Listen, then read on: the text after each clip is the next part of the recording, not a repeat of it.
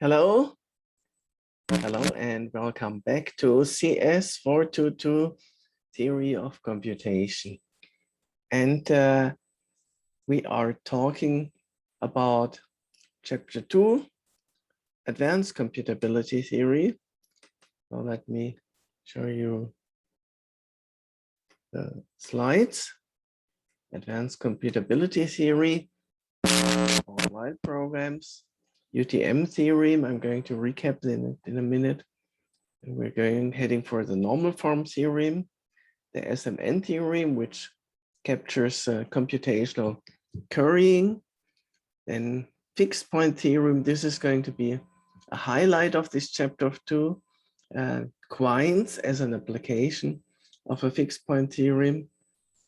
Then we're going to generalize while programs to Oracle while programs.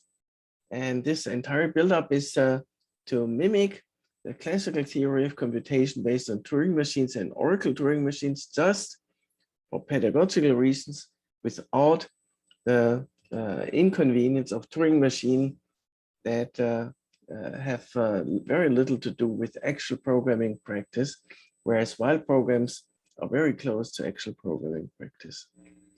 And we're going to close with a famous post problem and its solution due to Friedberg and Mutschnick, who have devised a very smart generalization of the diagonalization method that we started this lecture with, according to Turing, namely a finite injury priority method. So that's our plan for today. And maybe we will have time to also cover the arithmetic hierarchy, but that depends on how fast we progress. While programs, the way we introduce them, are extension of loop programs, now with an alternative type of loop, namely the while loop, which is executed a number of times that it is not known, not fixed in advance. And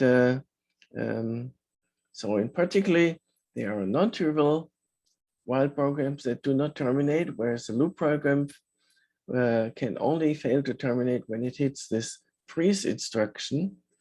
And so in particular, the decision problem, the halting problem for while programs is indeed undecidable.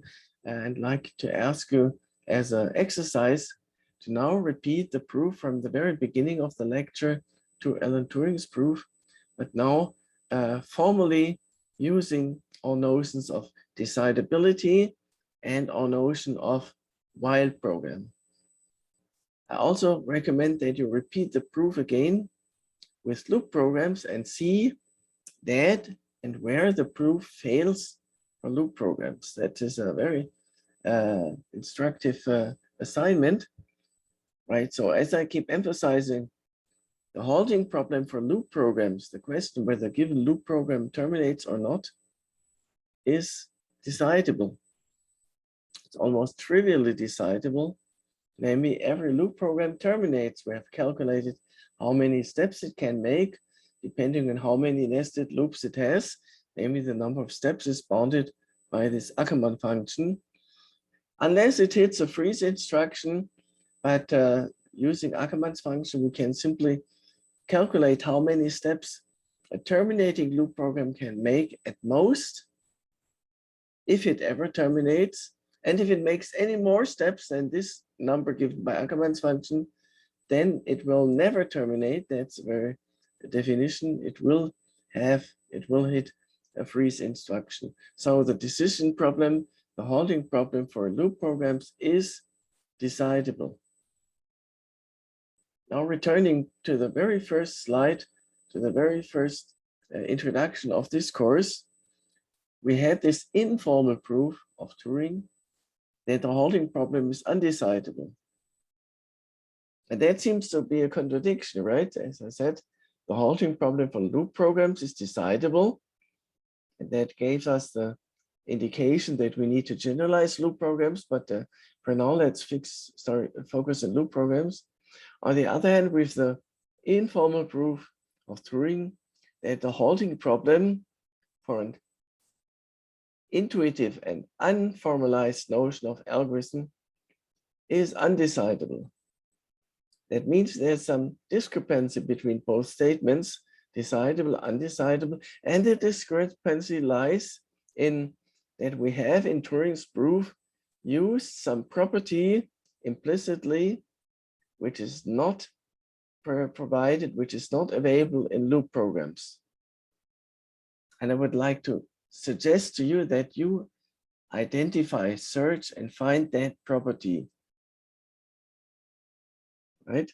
And one way of doing that is kind of, proof debugging, right? So there's a error in the proof when applied to loop programs. Find that error, debug the proof, find the gap in the proof that makes it wrong for loop programs, but makes it true for while programs. Okay, and maybe I'm going to turn that assignment later into a quiz, but not this time. Okay, just think about it and you will learn a lot about it. And there's a question in the chat, thank you, about observation A. Yes. Yes, indeed. So in observation A, we state that while programs are more general than loop programs in the sense that every loop in a loop program can be replaced by a while loop in a while program. And yes, and the observation is indeed that here we used decrement. That's a great observation. That is very accurate. That is, thank you so much. Yes, yes, you're right. There's a mistake in the slides and I'm going to correct that and re-upload the new slides. Thank you so much. I really appreciate it. Good. So moving on to the soon to be corrected definition of while program.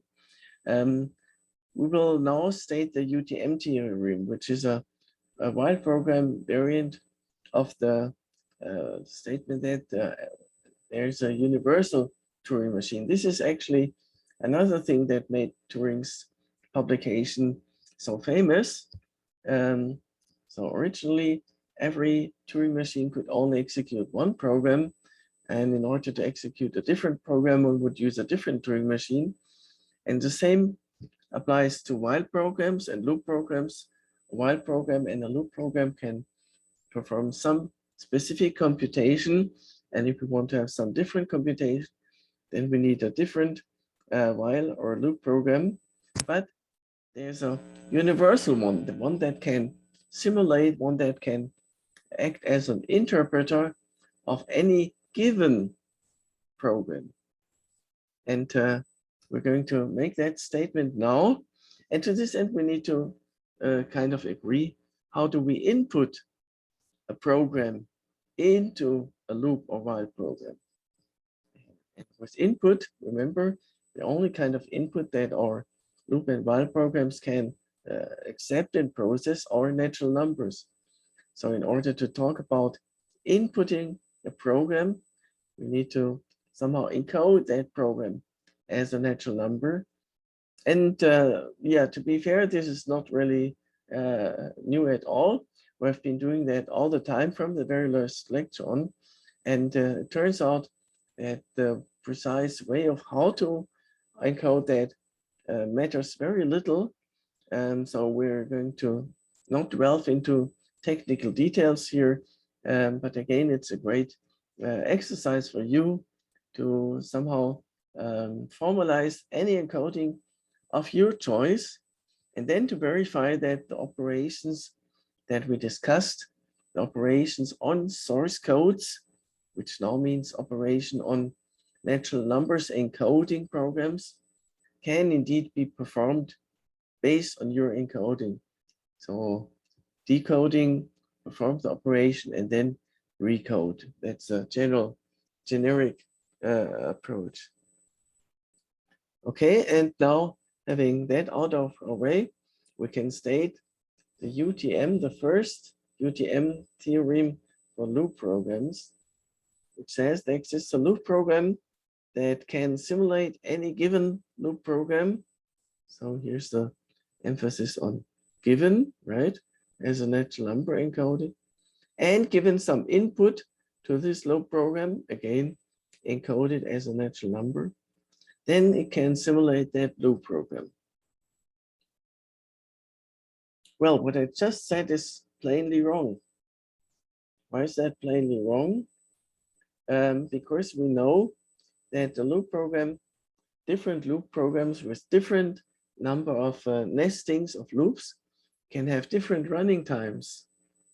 But our loop program UPrime has a fixed nesting depth and therefore can make only a fixed level of asymptotic growth on Ackermann's hierarchy of functions, right? So that means a fixed loop program cannot be able to simulate loop programs with more nested loops whose running time with number of steps grows faster than the number of steps performed by UPrime, which is bounded according to Ackermann. But here comes the kind of workaround to this caveat. Here's an additional input, a natural number that says for how many steps to simulate the given program. So that the number of steps performed in the simulation is always bounded by n, and n is part of the input, so that the number of steps performed by UPrime is always bounded linearly, right? It's a linear program, linear runtime as UPrime, namely linear in the last parameter. And linear is, of course, feasible on the lowest level of Ackermann's hierarchy with only one nesting depth of loops. Well, if you spell out UPrime, it needs more than one nesting depth of loops. But again, I want to leave the technical details to your programming skills and practice to spell that out. So this is that's why it's called UPrime, and it's a limited version of the universal Turing machine program. And indeed, as just asked in the chat, this loop program for now uses only loop instruction. And we're now going to generalize that to a while program that can simulate any loop and any while program for an arbitrary number of steps, not existing number of steps. Okay, so what is the idea of the constructing this universal loop program UPrime? Yeah, we're going to write an interpreter, a simulator in a loop program. Not that you want to do that really in practice. It's very tedious, but to be fair, using all the abbreviations that we have introduced until now, with in particular using the array, virtual array of unbounded length, one can simulate any given loop program. And the basic idea is to have one array of unbounded length to store all the variables of the loop program that we are supposed to simulate. Okay? The loop program that we're supposed to simulate has an arbitrary number of variables, but a fixed one. Different loop program may have more variables. So in order for our interpreter to be able to deal with an arbitrary number of variables, we use this idea of the dynamic array using the iterated Hilbert pairing function. Remember that. So that's the idea. One variable to store all unboundedly many variables of the loop program to simulate. And another variable that kind of stores the program counter, which line of the source code of the program we're currently simulating. And with which line and program counter, I of course mean that some pointer in the array or in the code of this program. Remember, the code of this program is again a sequence of, for example, ASCII characters, and which position in that sequence we're currently simulating in our source code. This is somehow encoded in the variable Z. And again, the details don't really matter much. And then, having thus set up the kind of the data structure for our interpreter, we can then proceed and continue to simulate the program step by step. And after each step, increment the program counter. That means move it to the next command in the sequence, unless we're in a loop, at the end of a loop, in which case our simulator would either switch back to the beginning of the loop with the program counter, or move past the loop depending on whether the loop condition is still satisfied or not, depending on whether the number of times the loop has been simulated agrees with the loop counter or not.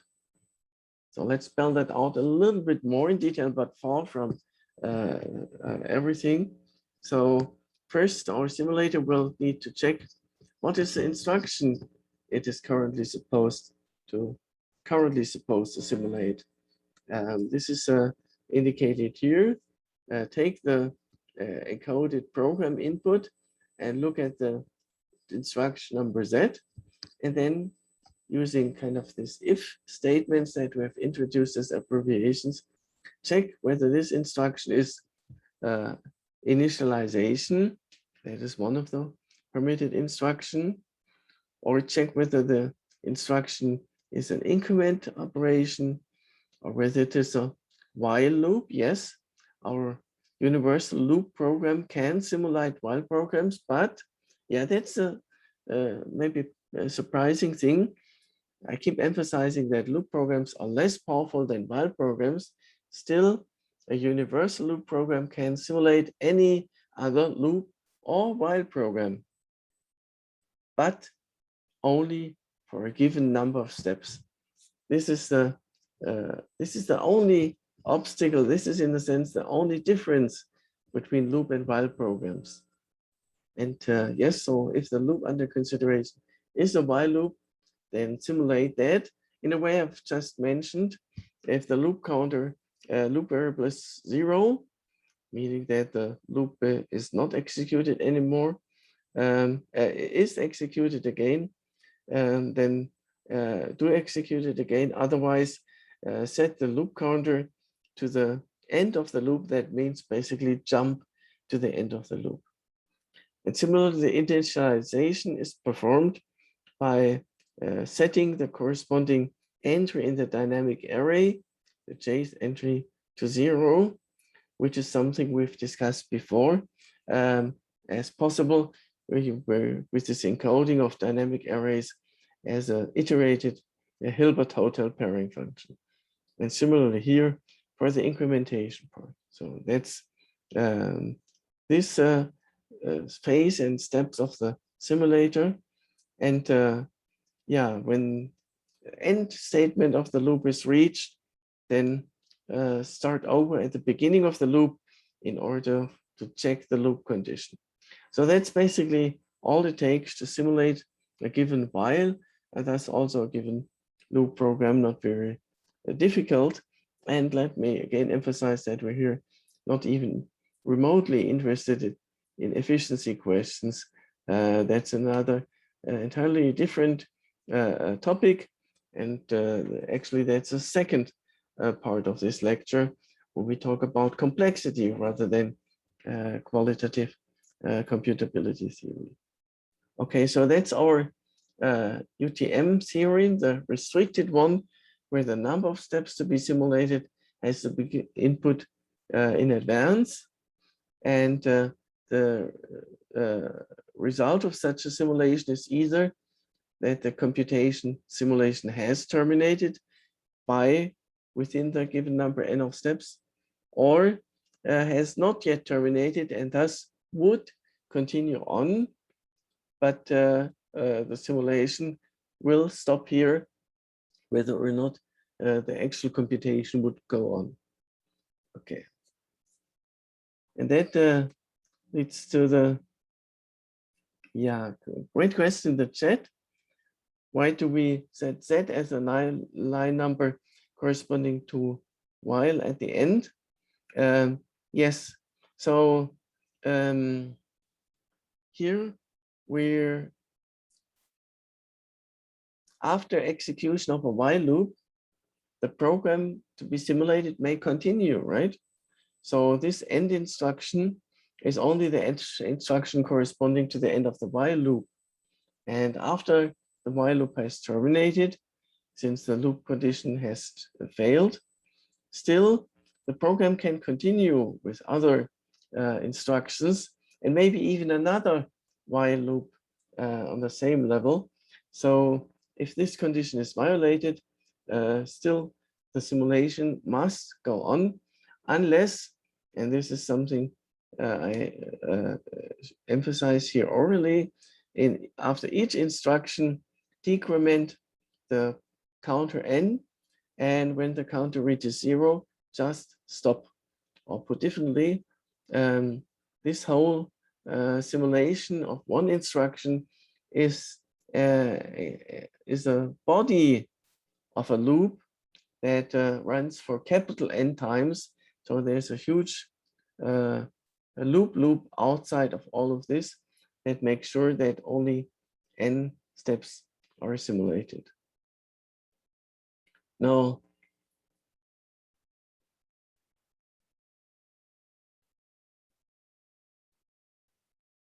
oh, yes, thank you for pointing out. So in our definition of loop and while programs, we had this instruction xj assigned to xj xi plus 1, but here in this prototype, in this pattern, it's xi assigned xj plus 1.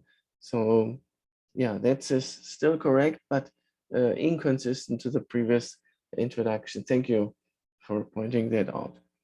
Good. Now moving on, maybe the question now remains, what if we want to simulate a given program for as long as it takes, not necessarily just n steps but however many steps it takes. And the answers, as I pointed out, this is not possible for a loop program. Loop program cannot have an unbounded number of iterations. Here, for the full UTM theorem, we need a while program, a universal while program, which is kind of replaces the, remember here, pointed out that this is simulating one instruction at a time, and beyond that there's a huge loop instruction, and if we just replace that by a while instruction, then we arrive at the fully truly universal while program, not UPrime, but a universal while program that can simulate any given program for as long as it takes, however long that is. And if it takes forever, then also the universal while program will take forever simulating it. So, and that already suggests and leads us to a normal form theorem. What I've just described is a while program, the universal while program, which has only one while loop. It has many loops, but only one while loop. Where there are many loops, the loops are, for example, here used to access these individual entries in the dynamic array. The loops are used in all of these. But only one while loop is used in order to simulate, in order to have this simulate one instruction executed for as long as it takes. And that's exactly the statement of the normal form theorem, which we've basically just proven, right? Maybe we've just constructed by means of our simulator a while program that can simulate any other given loop or while program. But so in particular, it behaves in the same way as the given encoding of the loop or while program. But our new program uses only one while loop outside of everything, one big while loop that covers everything. So we have thus proven that to every while program, there exists another while program, P prime, which is equivalent in the sense that it behaves the same way when the first one terminates, then the second one terminates. When the first one does not terminate, then the second one does not terminate. When the first one outputs as a result, then the second will also produce the same result. But the second one contains only one while instruction, maybe one outside of everything that is the observation provided by our explicit proof by construction of this equivalent program P prime. We can, for example, use as P prime the interpreter, the simulator that I have just expanded on. And inside, of course, as I mentioned, several loops. So this is a normal form theorem. And again, yeah, I cannot hesitate to emphasize how elegant this normal form theorem now looks, as opposed to, if anybody of you is familiar with classical recursion theorem, where the normal form theorem, the mere statement of the normal form theorem looks entirely different and confusing and requires knowing recursion theory on top of Turing machines. So yeah, in the sense that I'm kind of proud of the pedagogical approach that we take here. But anyway, moving on to contents. So it follows that a while program U, now without the prime, is able to simulate and in particular to semi-decide any given while program. And in particular, the halting problem for while programs, namely simply keep simulating, keep iterating the outer while loop for as long as the loop body, which simulates one instruction of the given program, continues. So that means, yeah, that's one way of looking at the universality of while programs. They can semi-decide the halting problem for while programs, whereas loop programs cannot semi-decide the halting problem for while programs. Whereas loop programs all terminate after a given number of steps bounded by an Ackermann's function. And here, for your convenience, let us recall the definition of the halting problem for any kind of programming system, loop program or while program, and there cannot emphasize this enough, not equivalent. Yeah, the while programs we have thus introduced are equivalent to Turing machines. They're equivalent to mu recursion. They're equivalent to lambda calculus. For those of you who know all these technical, alternative technical approaches, but loop programs are not equivalent to any of them, not to while programs. Okay, and now we come to the already announced highlight of advanced computability theory, the fixed point theorem and its application, Quines. So, you know, before we state the statement of the fixed point theorem, let us recall our terminology on encoding given programs. And here we're talking about encoding while programs. So when P is a while program, then P in this angles denotes the code of this while program as a natural number. And there's an opposite to this encoding, namely decoding. So when given the code of a while program, a natural number, we may need to decode the original program that gave rise to this natural number. And this decoding we will denote with again with these brackets, but flipped. Okay, this is our terminology for decoding. So when C is some natural number, then this refers to a program. This is not a natural number.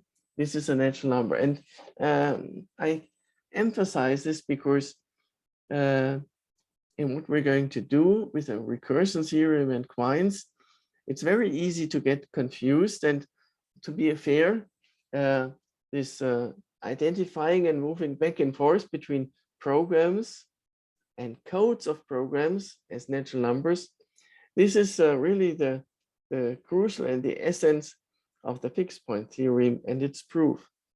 So we have a program and we have the code of a program, which is a natural number, but the program is not a natural number. And many textbooks silently identify the both, which is allowed, which makes sense. But pedagogically, I believe that this identification, even more silent identification, adds to the confusion that many generations of students before you have experienced when they went through learning computability theory, including maybe myself. Okay, so we make an effort to clearly distinguish between program and code of a program. This is not a natural number. This is a natural number. And moving back and forth proceeds with these angle brackets. Program encoded gives a natural number. C a natural number. D encoded gives a program if it is a program. If C, the natural number, is not the code of a program, then this should denote just a program that never terminates or always terminates, just some trivial program. And this will and can happen very frequently, that this imagine a program source code which has some syntactical error.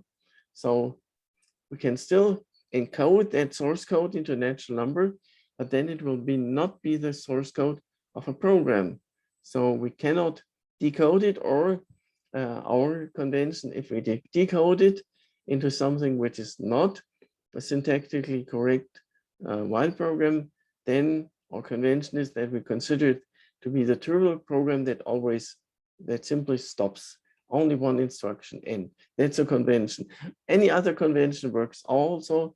It doesn't really matter, just that to make sure that we're all on the same page and don't get held back and distracted by such technical details. Okay, so this is the terminology we use. And the first theorem we want to prove is the SMN theorem, type conversion. And in order to get an intuition about type conversion, let's consider a real example, because that is easy to visualize geometrically. So here we have a function of two real arguments, x and y. And the function in this example is given by the sine function applied to the first argument x, and the exponential function applied to the second argument y. And so this is a function of two variables. And so one way of looking at this function is as a box, as a black box, as a transformation. A box that receives as argument two numbers and outputs one number. An alternative way that I like to convey here is a geometric picture. Imagine this function given, and try to imagine its graph. Its graph is some shape, some surface living in three-dimensional space, right? Two-dimensional for the argument, and the third dimension for the value, the z coordinate, if you like. And I'd like to ask you to imagine the graph of that function geometrically.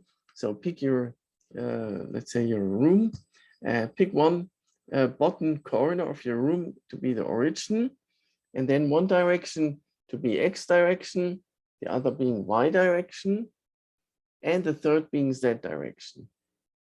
Then what you see here is in x direction, the surface representing the graph of this function will have some wave, right? Sine function is a wave, so it partly goes into the negative, which means it goes below the floor, but then re-emerges again. Whereas in the other variable, the y variable, it simply grows exponentially. So altogether, this is a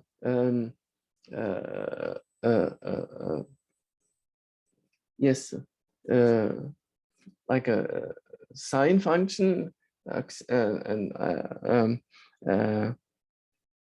oscillation, but it's the amplitude of this oscillation keeps growing when y grows and keeps decaying when y goes to negative or even minus infinity. So I want you to practice. I've deliberately avoided including a picture of this graph because this is a great opportunity for you to imagine your imagination, practice your imagination. That's a core property of mathematics. So now we've imagined this two variable function. That's our second way of looking at the function. The third way is to look at the function as a family of univariate functions. Maybe that's what I basically inadvertently just said. We have an oscillation in x, and we have a family of such oscillations whose amplitude keeps growing, and the amplitude is given by exponential to the y. So that's a great way of envisioning or looking at this two variable function as a family parameterized by y of one variable oscillations. That's our third way of looking at this function. Our fourth way is having roles of x and y reversed. So now we fix x and consider only the dependence on y. That's our classical exponential function, right? And now we consider a family of exponential functions. A family of exponential functions which is scaled by a sine of x, so that the exponential function is scaled by some oscillation. So that's our fourth way, a family of exponential function who's scaled by the sine function. And mathematically, all these four ways are equivalent, right? The black box transformation, the graph living in 3D, the family of univariate functions parameterized by exponential function, and the family of univariate functions parameterized by the sine function. Mathematically, all the same. Now, how about computationally? And the SMN theorem that says that computationally, these are all also equivalent. So what does it now mean in our computational setting? It means, imagine you have a while program that receives two arguments, x and y. Mathematically, as I just said, we can imagine that as a family of programs in one argument, x only, right? Family of programs in one argument. Now, what could it mean for this identification, mathematical identification, to also hold computationally? This identification to hold computationally means that one can convert between the two variate function and a family of two variate programs and a family of univariate programs. And what is a family of univariate programs in our setting? It is a sequence of natural numbers. A two-variate program is a natural number based on our identification. Every univariate program is a natural number, again, based on our identification. And having a family of such univariate programs means having a sequence, infinite sequence of such natural numbers, each natural number representing one univariate program. And the final step is, what do we mean by sequence computationally? Mathematically, you know what a sequence is. Sequence of natural number. Computationally, a computational sequence is another program that on input of an index of that sequence outputs the value of that sequence, which is again a natural number. So to summarize, now we have three objects. One is a bivariate program encoded as a natural number. One is a family of univariate programs encoded as a sequence of natural numbers. And the last is a single natural number that encodes a program that computes that sequence of natural numbers. And on this end, we have a natural number, the one computing the sequence. This step I'm going to skip. And here we have a natural number, the encoding of the bivariate program. And mathematically, in a sense, both are equivalent. And the statement of the SMN theorem says that they're also computationally equivalent. One can compute this natural transformation of this natural number into this natural number, and one can compute a transformation of this natural number into such a natural number. That's a statement intuitively. And now we're going to look at this statement formally. The statement says there exists a program that, given the code of a program, namely the program that produces a sequence of natural numbers, and given a natural number, being such as the index, returns the program that computes the natural number that encodes the univariate program, which only depends on the remaining argument. So the first argument, the sequence index, is now fixed, is kind of hard-coded. And this is a program which only accepts the second variable, let's say y. And this is its code as a natural number. And that's what I just said. Orally, you can see here, written here, the program where the first variable is fixed and the second variable is variable. When receiving another argument for that second variable, calculates the same thing as the original program, which would receive two arguments. Okay, you see what is happening here? So we have here a program, bivariate, given by its code, a natural number, and we receive an argument for its first, a value for its first argument, so that when fixing that, the resulting program will compute only a function in one variable y. This program has a code, and the statement says one can computationally find that code from the code of the bivariate program and from the value of the first argument. So that's one direction of this conversion. And to be honest, the statement is much more complicated to understand than its proof. But it doesn't help to understand its proof without understanding the statement. So here's my suggestion for you as a pedagogical approach. Try to prove the SMN theorem. Try to construct such a program. Here it says while program. For your purpose, maybe it's better to construct a program in your favorite programming language that performs these modifications. These are all just modifications on source code. So it receives, here's the source code of a program with two arguments.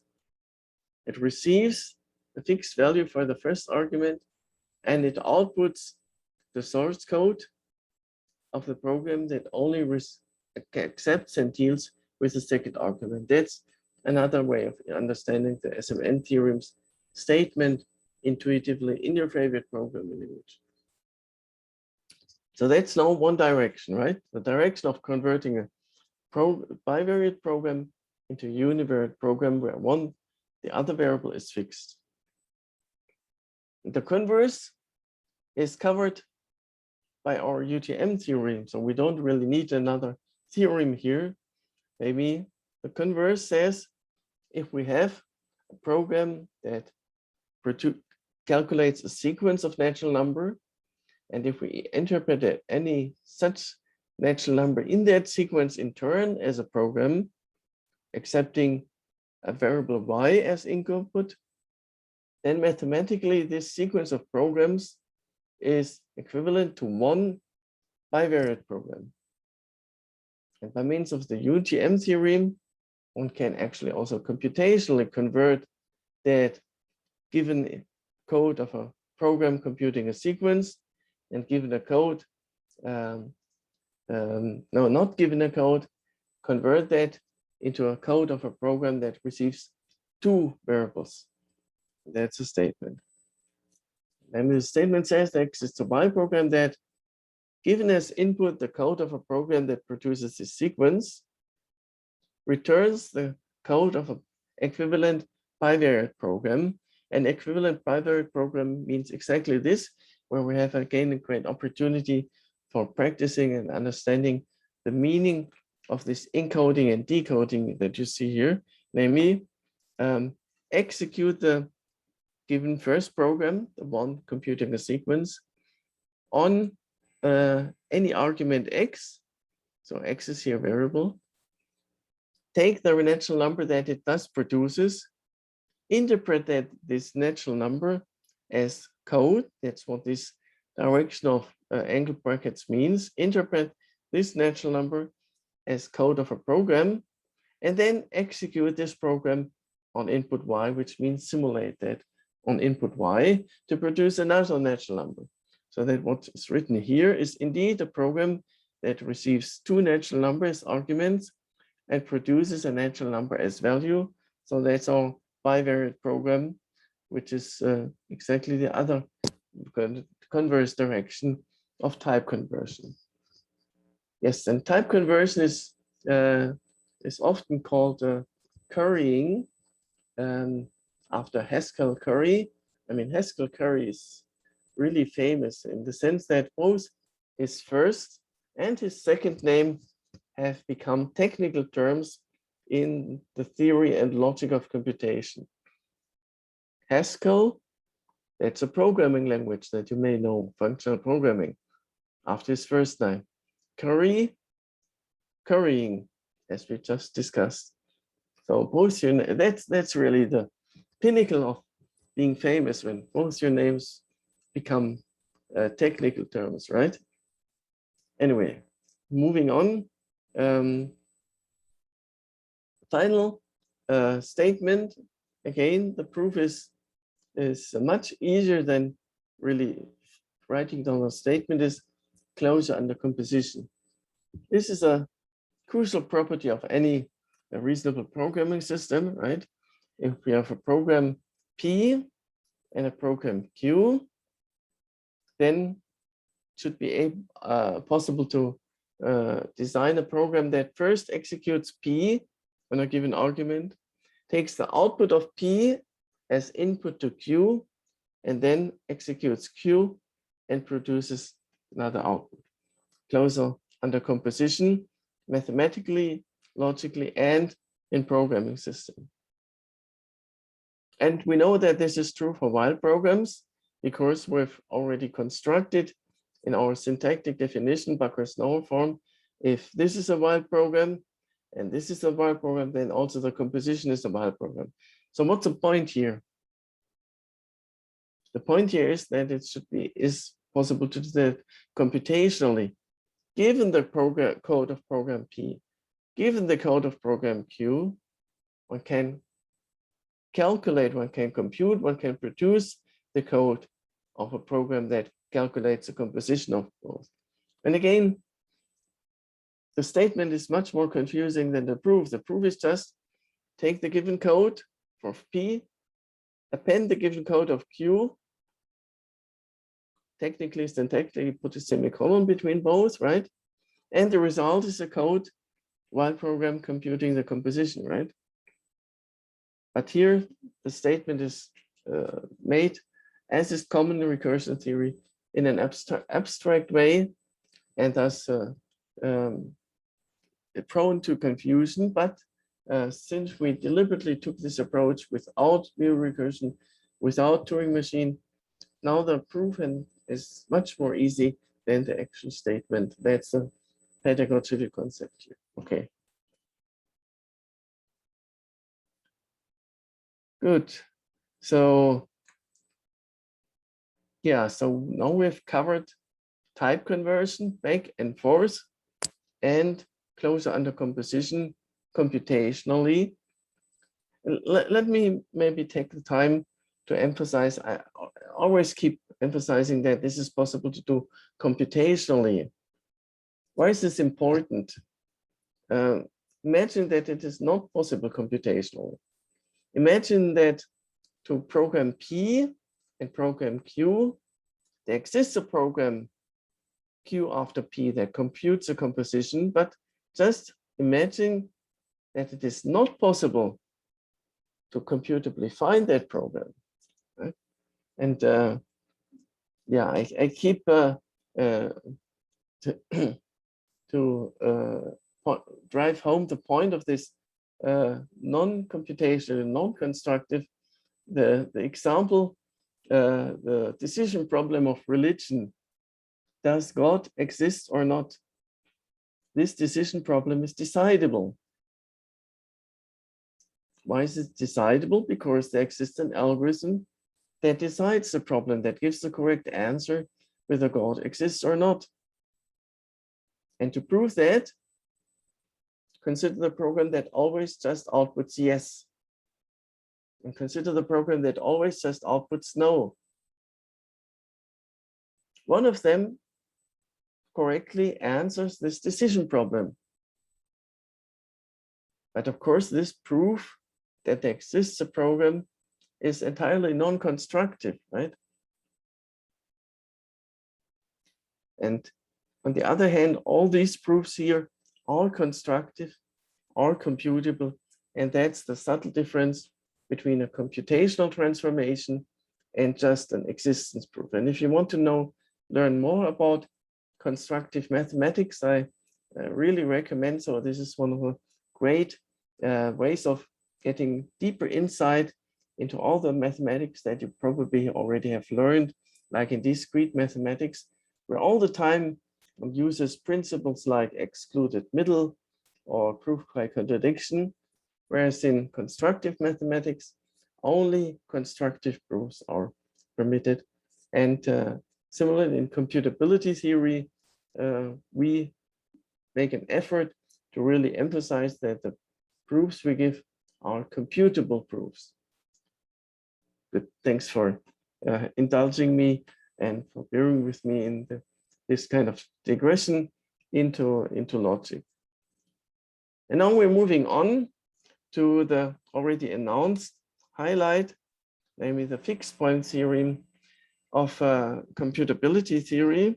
And again, we first need to discuss or recall some notation in order to really appreciate the statement of the fixed point theorem, because this time also the proof is going to be pretty confusing.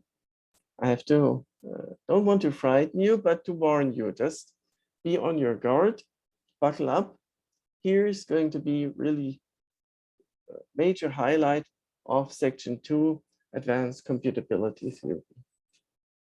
And yeah, to do this, let's introduce some further notation, and for your convenience, we've repeated here on the bottom of the slide, the notation about the code of a program and the program of a given code, converting back and forth between programs and natural numbers as codes of programs.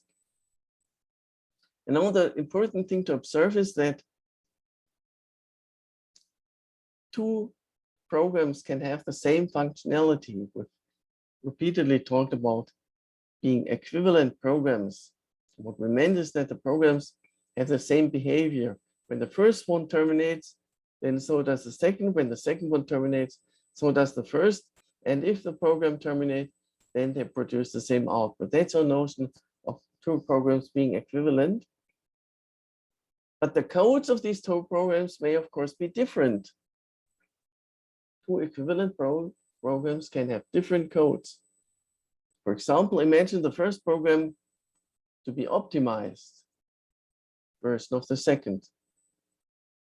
Being optimized by its very definition means it should have the same functionality, just faster. Or imagine this program to have some additional comments in its source code. We didn't talk about how to encode, but that doesn't really matter. Just in your favorite programming language, imagine you have take a program, you add some comments, then the programs will still be equivalent, have the same functionality, same behavior, but the code of this one will be, of course, different from the code of this one. Let's introduce terminology for that. So we write here that two programs are equivalent if they have the same functionality, if their domains where the inputs where they do terminate coincide, and on the domains where they do coincide produce the same output. That's, I'm going to call that semantic equivalence.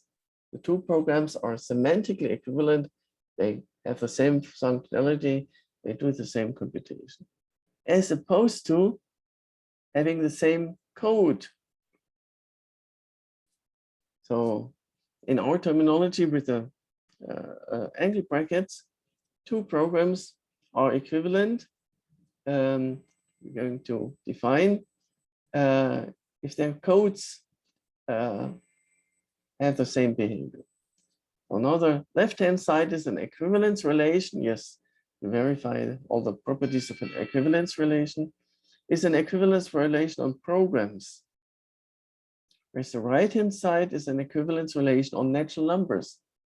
Two natural numbers are said to be equivalent if, when we decode both natural numbers, they give rise to functions with the same behavior. And as I kept emphasizing, this is not equality of natural numbers. Two natural numbers can represent the codes of different functions, but the functions can have same behavior. So different codes, different functions, but with same functionality. And here's an interesting example, an observation. And if we take some arbitrary program, and if we take its code as a natural number, so now this is a natural number, this is a program, this is a natural number, and then we decode it again to recover a program, then this program is equivalent to this program.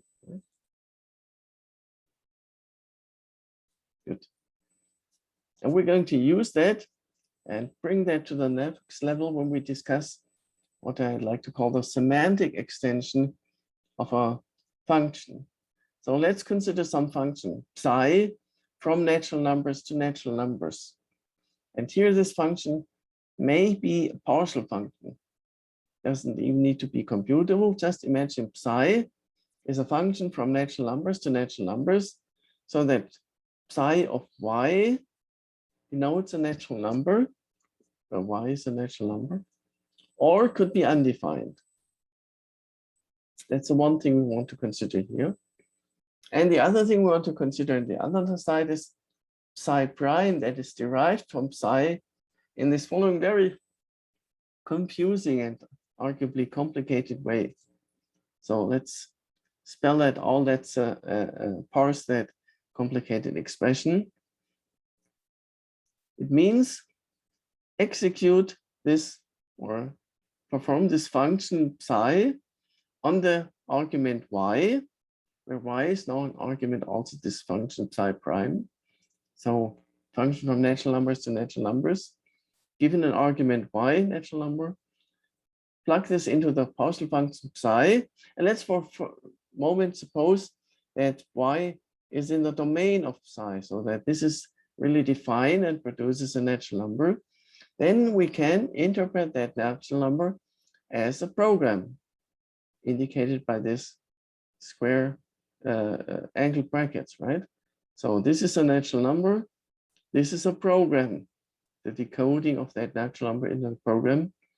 And let's now consider as a thought experiment executing that program on an argument z, which is a natural number.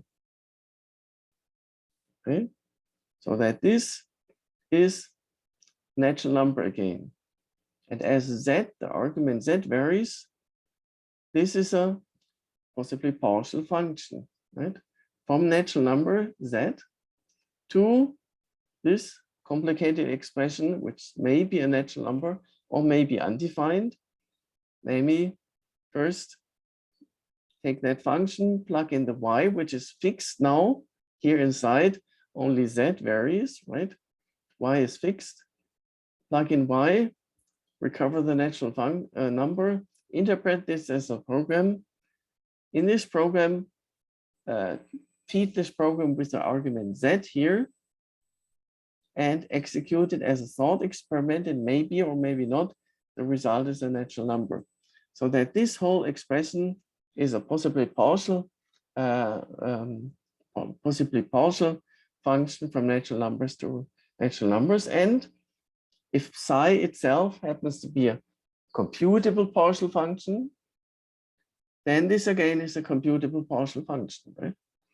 By all means of all the compositions that we talked about so long before. In which case we can take this program and encode it again. That's the outer angle brackets to obtain a natural number. And that's what we do here, okay? So we take a computable function, partial function psi, do all this modification, and obtain a program, encode this program. This program receives one argument z as input, y is fixed, is hard-coded here,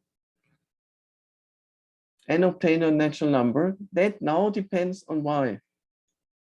So that this psi prime indeed is now a function from natural numbers to natural numbers. But the important thing is this psi prime is now a total function on natural numbers. Namely, even if psi of y, even if y may be such that psi of y is undefined, then still this gives rise to some program that does nothing or just behaves like this said before, that just terminates, right?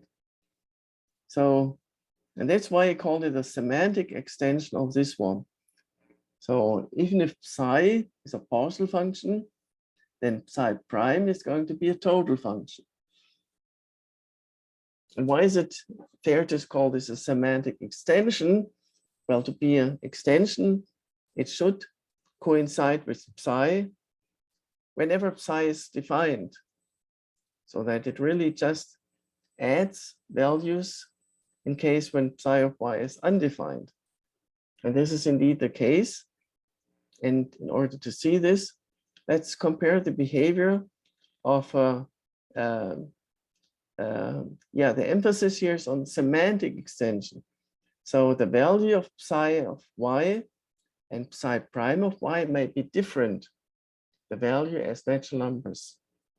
But in this sense, the programs represented as codes by these possibly different natural numbers are going to be equivalent in this sense. We say that again. So we start with a computable partial function psi, which may or may not be defined for some values of y, producing as output a natural number or not. We perform all these operations and modifications here to obtain a new function psi prime from natural numbers to natural numbers, which is now going to be partial, even if psi of y is undefined. And psi of y, when it is defined, may actually be different from psi prime of y, but the statement says they are equivalent, different natural numbers, but the programs they represent will behave the same way. Let's check that. Why is that the case? Well, let's interpret this as a program. That means we put here these angle brackets reverse here. That's what we did here. Okay. And then let's see what happens if this program is executed on argument Z. Well, then this program is executed on argument Z, then it will be exactly this expression. That's the whole point of this expression. This expression says, take the program represented by psi of y and execute it in input Z. So whenever this is defined, then the program this natural number represents will behave in the same way as the program represented by the natural number psi prime of y.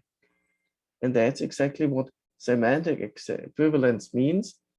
And since this one is a total and this is possibly partial, it's indeed a semantic extension. Why do I tell you all this? Why do we talk about this? Because this is a crucial step in the proof of the recursion theorem. So let's first see the statement of the recursion theorem.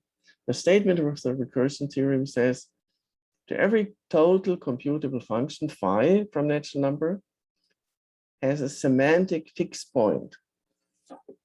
Now you know about fixed points from mathematics, right?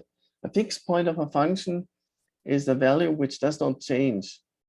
So a fixed point of that function would be an x natural number, so that phi of x is equal to x. That would be a fixed point, equal as natural numbers. Now this statement is obviously wrong. There are many computable functions. For example, incrementing is a total computable function which does not have a fixed point. But here we're talking about semantic fixed points.